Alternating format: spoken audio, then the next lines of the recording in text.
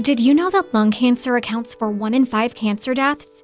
However, a recent 20-year study confirmed that annual low-dose CT scanning can reduce lung cancer deaths by 95%. That's right, 95%. Virtual Imaging of Atlanta specializes in low-dose CT scanning for cancers and heart disease screening.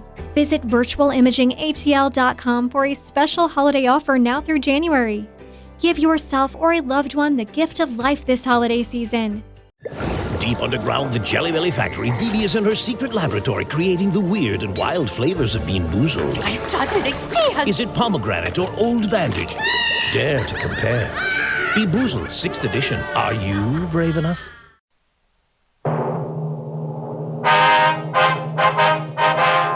Sound off for Chesterfield.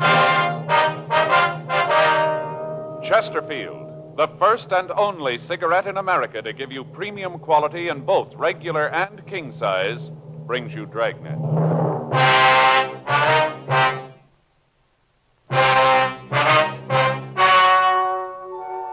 Ladies and gentlemen, the story you are about to hear is true.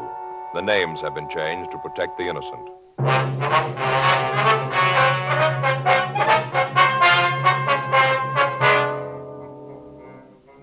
You're a detective sergeant. You're assigned to auto theft detail. A gang of car strippers has been operating in your city. From their M.O., you know they're professionals. They move fast. Your job? Get them. Friends, you'll remember some months ago we read you our first report, the 6 months report on the effects of smoking. Then more recently, we read you the 8 months report. Now, here is the latest one. The full 10 months report confirms again. The group examined showed no adverse effects on the nose, throat, and sinuses from smoking Chesterfields. This from a medical specialist who is making regular bi-monthly examinations of a group of people from various walks of life. 45% of them have smoked Chesterfield for an average of over 10 years. After 10 full months, the specialist reports he observed no adverse effects on the nose, throat, and sinuses of the group from smoking Chesterfield. That's the report. Buy much milder Chesterfield, regular or king size. The cigarette that's best for you.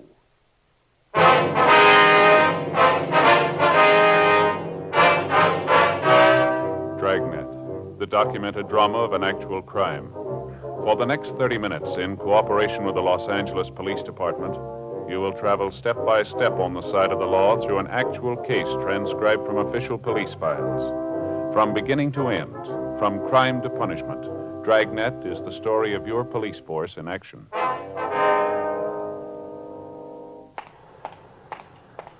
It was Tuesday, August 5th. It was warm in Los Angeles. We were working the day watch out of auto theft detail. My partner's Frank Smith. The boss is Captain Nelson. My name's Friday. I was on my way back from the telephone booth, and it was 10:23 p.m. when I got to the parking lot. Our car. You called in? Yeah, they haven't hit tonight so far. What's the time now? A little after 10:30. Parking lot's about empty. Yeah. The attendant left a few minutes ago. Frank? Yeah, I see him. Over there going for that Cadillac. Yeah. You got a good look at him? No, it's too dark. He's forcing the door. Come on. Right. All right, hold it up there. He's in the car, Joe. All right, hold it up. He isn't going to stop. He's heading for that intersection. He'll never get through. Come on.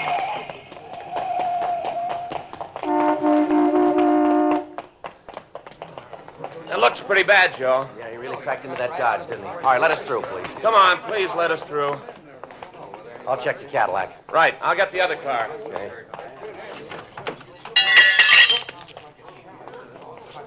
The 3 people in that Dodge are lucky. Doesn't look too bad. I'll call the ambulance. Yeah, we'll tell him to hurry. I don't think this one's going to wait. 10:46 p.m. The ambulance arrived, and after emergency treatment at the scene, the victims were removed to Georgia Street Receiving Hospital. A traffic car had been dispatched to investigate the accident. Upon arrival at the emergency hospital, we were informed that the suspect had died on the way. The dead body was identified by his personal effects as Charles Roxford, age 16. The Juvenile Bureau was contacted, and they requested that in the course of our investigation, we notify the boy's family. 11:27 p.m. Frank and I drove out to the address listed on the victim's identification. It was a house above the Sunset Strip. We rang the bell and waited. I'll try it again. Yeah.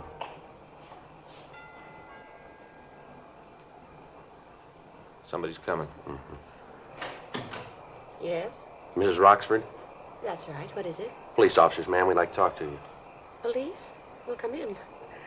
I don't know what you want with us, but come in. Thank you. Come into the living room. Thank you very much. Now, sit down. What is it? There's been an accident, Mrs. Roxford. An accident? Yes, ma'am. Pretty bad one. What's this got to do with me? Well, you see, ma'am, your boy was... Joe? Well, we're sorry to have to tell you this, ma'am, but your boy was in an accident tonight. Charles? Yes, ma'am. You said it was a bad accident. Yes, ma'am, we did. How bad? How bad? Your son's dead, ma'am. Charles? Charles Roxford? Oh, you're sure you have the right house? Yes, ma'am. We're sorry, Miss Roxford. Oh, Charlie, he was only a baby. Just a baby. Oh, you're sure there's no mistake? You're sure? Afraid not, ma'am. How did it happen? Well, it was an automobile accident, ma'am. In an automobile? Yes, ma'am. Your boy was driving a car. Oh, but Charlie doesn't have a car. He doesn't drive. Your boy was driving a stolen car, Mrs. Roxford. What? Your son had a stolen car, ma'am. He was trying to get away. Well, that's not true. Afraid it is, ma'am. Why, no. You're lying to me. Charles wouldn't do a thing like that. Afraid that's the way it is, ma'am. Oh, that's terrible. I can't believe that Charlie'd do something like that. I thought I knew him. I didn't think he'd do anything like that. Well, did you see it? The accident. Were you there? Yes, ma'am, we were. How did it happen? Well, he'd stolen the car, ma'am. He tried to escape. He ran the car out into a crowded street. One of the cars in the traffic didn't have time to stop. Your boy ran right into it. Wasn't there something you could do to stop him? Well, we tried, ma'am. We yelled at him. He almost ran us down. You know where your boy was tonight, Mrs. Roxford? No. No, he had dinner and then said he was going out. I thought he was going to a show or something. No, I didn't know where he was going. Did he leave the house alone? Yes. Left right after dinner, about 8. Said he'd be back later. Said he'd see me later. Then he left. Is there anything we can get for you, Mrs. Roxford? No, nothing. Where's your husband, ma'am? I guess he's at his office. He sells insurance. Said he had to meet a client tonight. I don't know what he's going to do when he hears about this. Going to hit him awfully hard. Awfully hard. Yes, ma'am. He and the boy were very close. I don't know what he's going to do when he hears about it. Did the boy give you any idea during dinner as to what he was going to do after he left? No, he didn't. I didn't talk much to him. Ma'am? You see, I wasn't here. I was out most of the afternoon. I didn't get home until just before he left. He just finished dinner and then he left. I see, ma'am. I was at the bridge club. I always go on Tuesdays. Oh, if I'd only known what was going to happen. Am I going to see him? Well, we want either you or your husband to identify him, ma'am. Charlie, he's dead. Just a baby, just a little boy. You were there. You could have done something. You're police officers. Isn't that your job? Beg your pardon? Well, isn't it your job to help people, to do something when they're in trouble?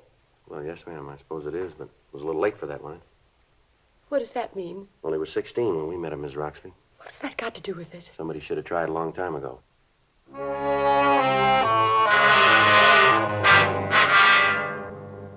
Most car thefts fall into 3 basic categories, well known by all police officers. First, the cars that are stolen by professionals who change the motor numbers, forge owner certificates, repaint the bodies, and sell them throughout the country.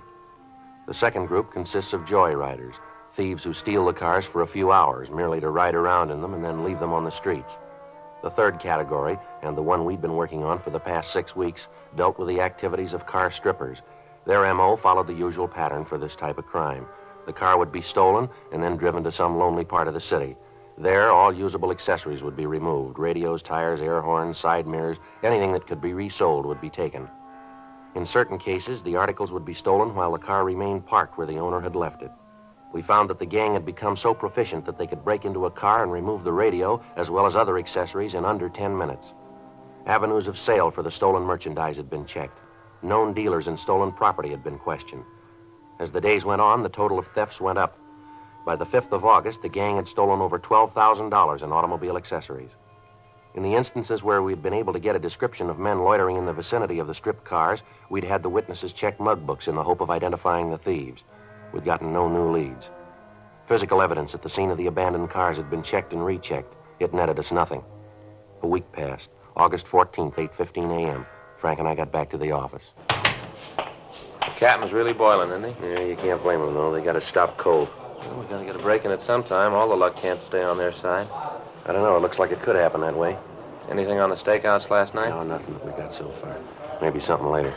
I get it. Auto theft Friday. I beg your pardon, ma'am? Well, no. Well, yeah. What was that again? Oh, yeah. Yeah, well, yes, ma'am. All right, what was that address again? Yes, I have a pencil. Yeah, all right, well, we'll send a unit out. I'm sure they can help you. No, I'd suggest you get in touch with the SPCA. No, SPCA, yes, that's... All right, bye. Well, there's a dandy one. What's that? Woman lost a cat from her car. Want to know if we'd get it back for her. Yeah? Says it's real easy to recognize. He has a collar on and he answers the name of Tabby. Oh, that makes it easier. Yeah. Auto theft, Smith. Yes, sir. That's right. Uh-huh. Where are you calling from, sir? Yes, sir, that's on Wilshire, right? All right, sir, we'll be right there. Anything? Yeah, a doctor out on Wilshire parked his car out in front of his office. Yeah. Came back in 10 minutes. His car radio was gone.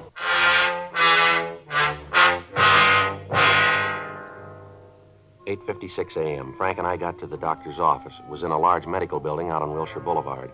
We went up to the second floor and talked to the man who placed the call, a Dr. Alex Halsey. He told us that he'd stopped at his office on the way to a hospital call. He'd parked his car immediately in front of the building. When he returned 10 minutes later, he found that the radio had been stolen. From his office, we called the crime lab and latent fingerprints detail. Crews of men were sent from both divisions. They went over the car for possible physical evidence. Frank and I, along with Dr. Halsey, went down to the street. We talked to him while the officers worked. Darndest thing I ever saw. I tell you, I wasn't in the building more than 10 minutes. 10 minutes outside. Yes, sir. Came back, and I could see right away that the door had been opened. Uh-huh. First, I thought maybe I'd left it open. Then when I got in the car, I knew right away. As soon as I saw the radio was gone. Yes, sir. Did you notice anyone loitering around your car when you parked it? Anybody suspicious, maybe? No, I didn't. Of course, I might not have noticed anyone. Had my mind on Julie. Julie? Yes, I'm operating on her this afternoon. Poor little kid has an intestinal disorder. Only 3 months old. Gee, that's too bad. Yes, she'll be fine, though. Of course, the parents are worried. They always are. Can't convince them there's nothing to worry about. Yes, sir. Then you didn't notice anyone, huh? No, like I said, I didn't. You sure you locked your car, sir, when you left it? Oh, yes, I'm sure about that. Always make it a practice to lock it when I leave it. Lots of times I leave instruments in it. Always have to be careful about the instruments. Oh, yes, sir, I always lock it. How about the windows? What? The windows. Did you roll them all the way up? Roll them up. Well, now, once in a while I don't. Try to think of that. I'm not sure about this morning. No, come to think of it, I guess I didn't close them this morning. Such a wonderful day. Yes, sir. Well, that's probably how they got into your car. You happen to have the serial number of the radio, Dr. Halsey? No, I don't think I have. Might be on the papers. I just got the car a couple of months ago. Might be on the papers. I can check them for you. All right, sir. That'll help. I'll have my secretary look them up for you right away. Anyone else drive the car, Dr. Halsey? Oh, no, sir. Don't believe in that. I'm the only one. Been the only one to drive it. Don't believe in lending the car to somebody else. Never have believed in it. Mm-hmm. Joe? Excuse me a minute, Dr. Halsey. Surely. Yeah, Leonard. Got a couple of clean prints on the dashboard. Might belong to the thief. Yeah. I'd like to check the doctor. It might be his. Okay. Wait a minute. I'll get the kit. I know. Hey, Dr. Halsey. Yes, Sergeant. Okay. This is Sergeant Tankersley of the fingerprint department. He'd like to check your prints. How do you do, sir? All right, Doctor. Wonder if I could look at your fingers, please. Surely.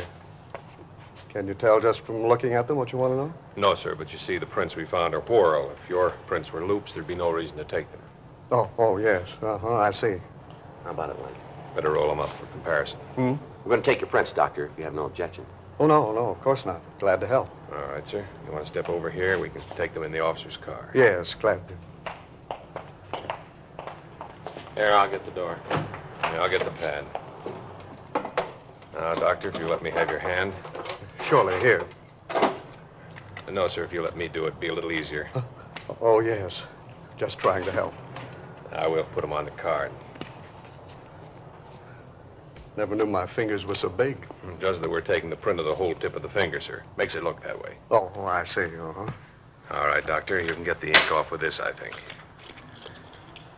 Here, I'll pour a little on this cloth. Here you go. Yes, thank you. What do you think, Leonard? I'll check them now.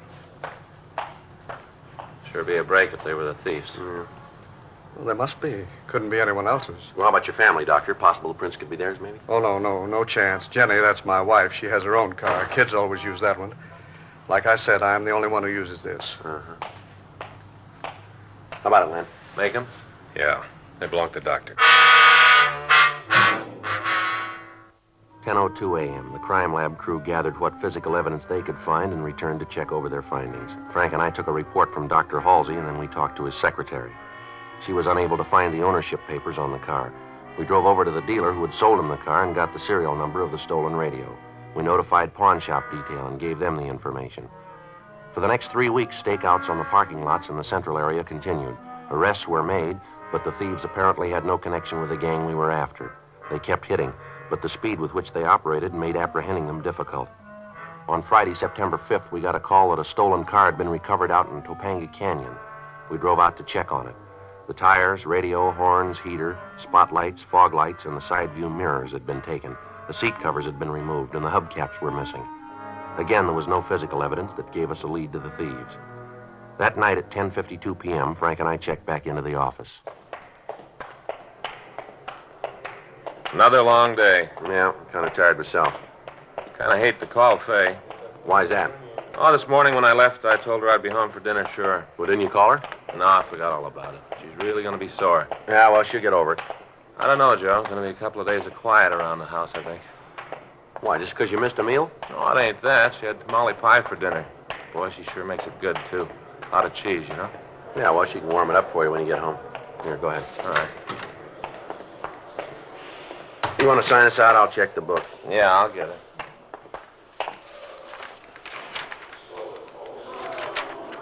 Anything? Yeah, a call from Brennan out in Wilshire. I'll call him.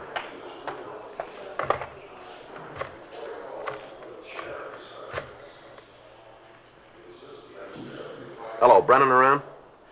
Yeah, all right. Say what it was about? No, I'm calling him now. Yeah, hi, Brennan. It's Friday. Yeah. You did, huh? Where'd that happen? No kidding. Well, those are the brakes, I think. Yeah. Okay. Yeah, thanks, Brennan.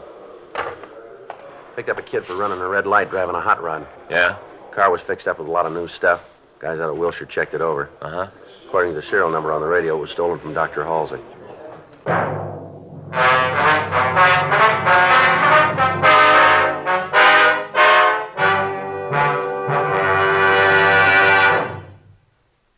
You are listening to Dragnet, the authentic story of your police force in action.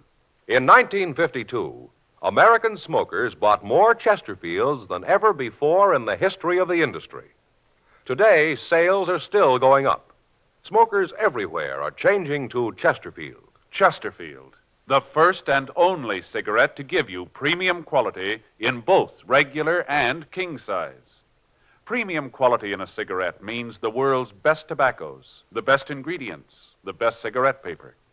Only Chesterfield gives you this premium quality in both popular sizes. King-size Chesterfield contains tobaccos of better quality and higher price than any other king-size cigarette. Well, that's certainly important to every king-size smoker. Of course, it's the same fine tobacco as in regular Chesterfield.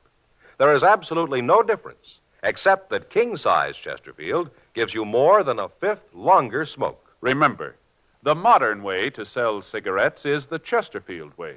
Premium quality, both regular and king size. Chesterfield is much milder. Chesterfield is best for you.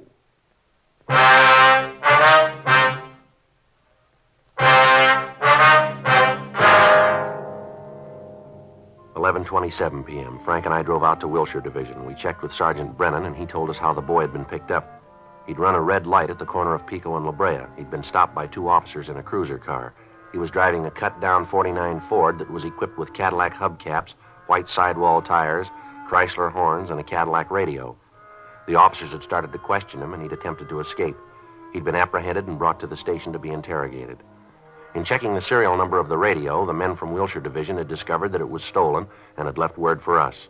11:45 p.m. We went to an interview room to talk to the boy. What's your name, son? Martin. First name? Herb Martin. You know why you're here, don't you? Yeah, You want to tell us where you got that stuff? I bought it. Where? Different places. You remember where? Not right off. How old are you? 19. Where do you live? It's on the report. We're asking you. Come on, Herb. 8297 Marianne Drive. Where were you going when they stopped you? Home. Where'd you been? Around. Same place you bought that stuff on your car, huh? Yeah, that's right. Now, look, you better come off this, young fella. You might think you're a big man, but you got things a little mixed up here.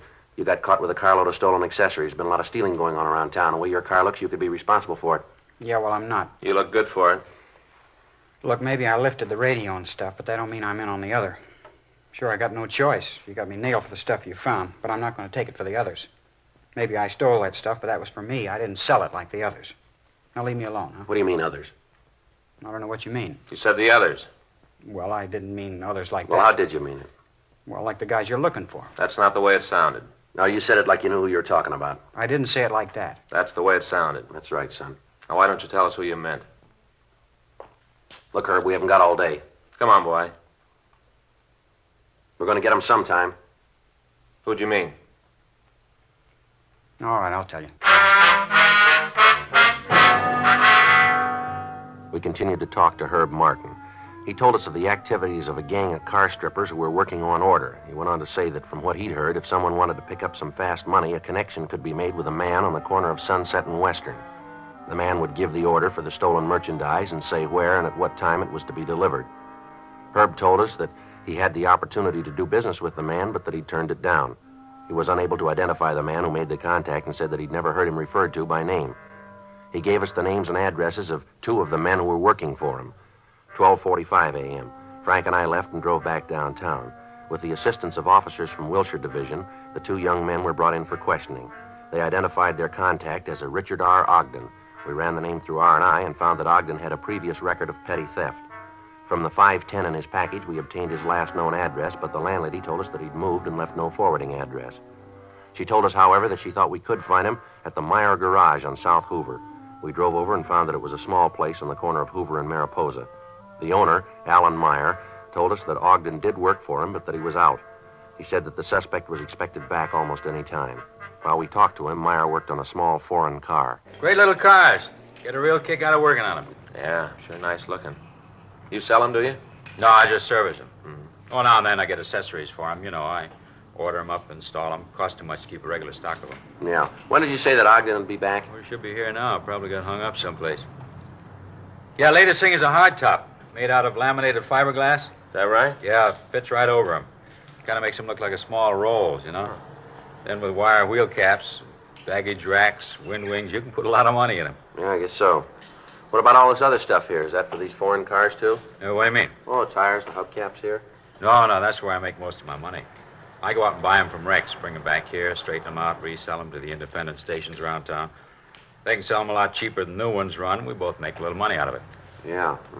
Say, you guys like some peanuts? No. No, thanks. Okay, you don't mind if I have some, huh? Sure you don't want any? No. Thanks very much. I get so hungry in the morning, I keep these things around to munch on. Yeah. Go through a whole can of these a day. They'll kill me. I can get started on the things you can't stop. You sure you don't want some? Huh? No, thanks. How long have you known this Ogden, Meyer? Oh, let's see. Guess it's been 10 years anyway. Went to work for me a year ago. Good man, brought a lot of business in. Say, what does you want to see him about? Oh, we'd like to talk to him. You don't want to tell me, huh? Be better if we talked to him, Mr. Meyer. Yeah. Well, here he is now. Hey, Dick. Yeah? A couple of fellas here want to see you. Yeah, what is it? You Richard Ogden? Yeah, that's right. Police officers, I'm Frank Smith. This is my partner, Joe Friday. What did you guys want me for? I'd like to talk to you, Ogden.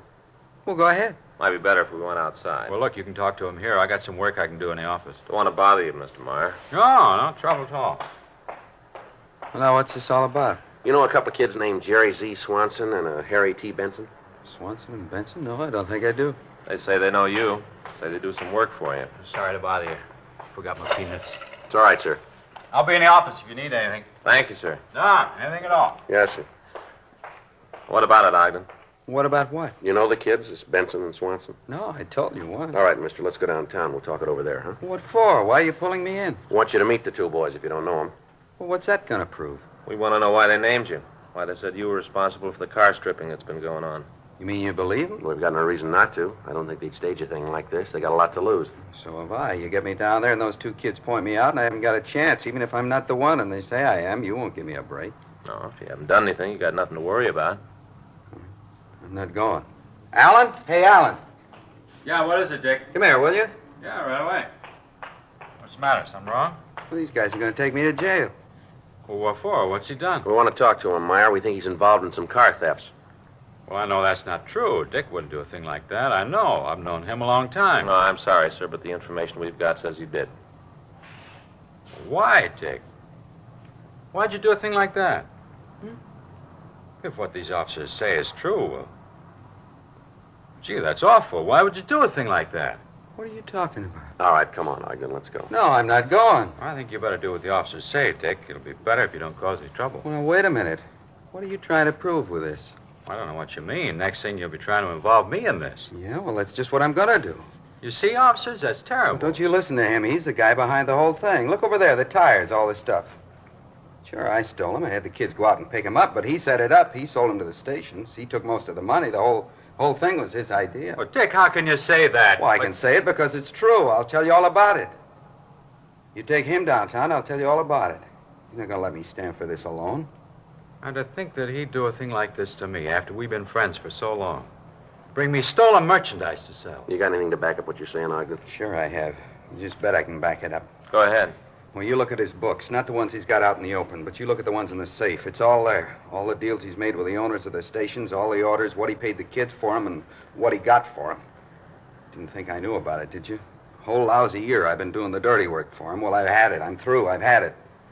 Let me take the beef. What a crumb. I'll show him. I don't understand it. Friends for so long. I'd have gotten you out. 10 years we've been friends. I trusted you all that time. Then you sold me out. Why? Well, that shouldn't be too tough for you to figure. Huh? You showed him how.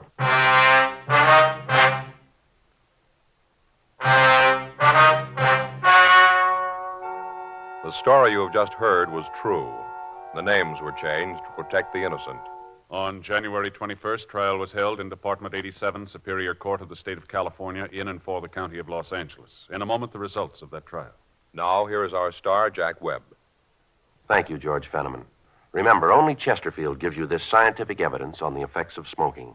After 10 full months, the group examined showed no adverse effects on the nose, throat, and sinuses from smoking Chesterfield. Now, speaking personally as a Chesterfield smoker, I know they're best for me. Either way you like them, you'll find Chesterfield is best for you.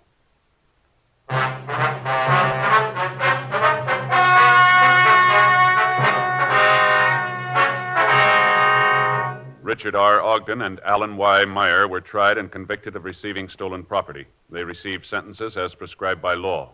Receiving stolen property is punishable by imprisonment in the state penitentiary for a period of not more than 10 years or in the county jail for not more than 1 year.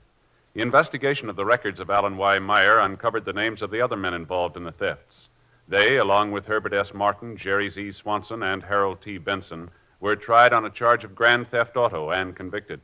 They were sentenced to the state penitentiary at San Quentin, California, for the term as prescribed by law. Grand theft auto is punishable by imprisonment in the state penitentiary for a period of not less than 1 nor more than 10 years. Ladies and gentlemen, 10 million Americans have diseases of the heart and blood vessels. What are the causes and the cures? Well, it'll take research to find out. Send what you can to Heart, care of your local post office. Help your heart fund. Help your heart.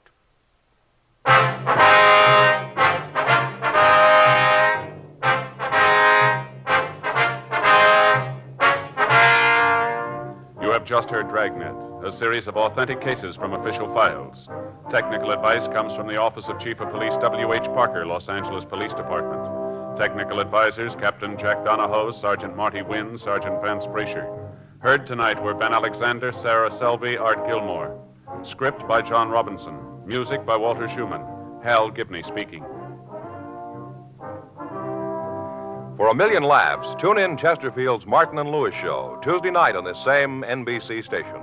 And sound off for Chesterfield, either regular or king size. You'll find premium quality Chesterfields much milder. Chesterfield is best for you. Chesterfield has brought you Dragnet, transcribed from Los Angeles.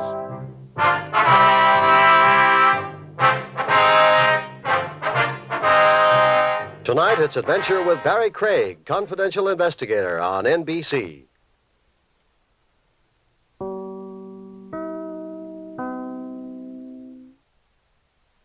It is Ryan here, and I have a question for you. What do you do when you win? Like, are you a fist pumper, a woohooer, a hand clapper, a high fiver? I kind of like the high five, but if you want to hone in on those winning moves, check out Chumba Casino. At ChumbaCasino.com, choose from hundreds of social casino-style games for your chance to redeem serious cash prizes. There are new game releases weekly, plus free daily bonuses. So don't wait. Start having the most fun ever at ChumbaCasino.com. No purchase necessary. VGW. Void where prohibited by law. See terms and conditions. 18+. With the Lucky Land Slots, you can get lucky just about anywhere. This is your captain speaking. We've got clear runway and the weather's fine, but we're just going to circle up here a while and get lucky. No, nothing like that. It's just these cash prizes add up quick. So I suggest you sit back, keep your tray table upright, and start getting lucky. Play for free at LuckyLandSlots.com. Are you feeling lucky? No purchase necessary. Void where prohibited by law. 18+ terms and conditions apply. See website for details.